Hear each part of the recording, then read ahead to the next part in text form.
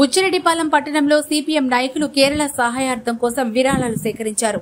ప్రకృతి విపత్తులో సర్వస్వం కోల్పోయిన కేరళ బాధితులకు ప్రతి ఒక్కరూ అండగా ఉండాలని కోరారు. కేంద్ర ప్రభుత్వం జాతీయ విపత్తుగా ప్రకటించి కేరళను ఆదుకోవాలని కోరారు.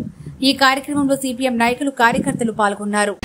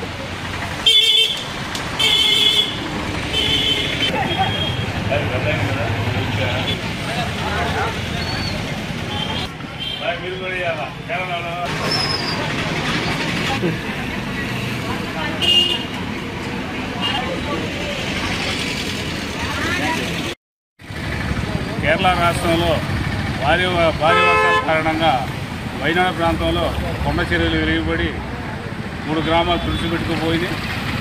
ఈ ప్రాంతంలో సుమారు 350 మంది ఇప్పటి వరకు చనిపోయినట్టు లెక్కలు తేలుతూ ఉన్నాయి.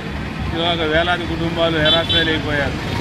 వాళ్ళ సహాయార్థం ఈరోజు మేము బుచ్చిరెడ్డిపాలెం పట్టణంలో భారత కమ్యూనిస్ట్ మార్క్సిస్ట్ ఆధ్వర్యంలో విరాళాలు సేకరిస్తున్నాం.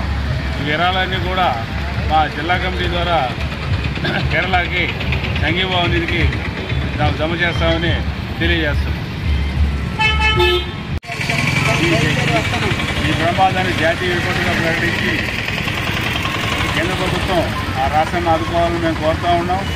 ఈ క్రమంలో ప్రజలు కూడా కేరళ ప్రజలకి విపత్తులు మేము అండగా ఉంటామని తెలియజేస్తూ సంఘీభావం తెలియజేసి విరివిగా విరాళాలు వేయాలని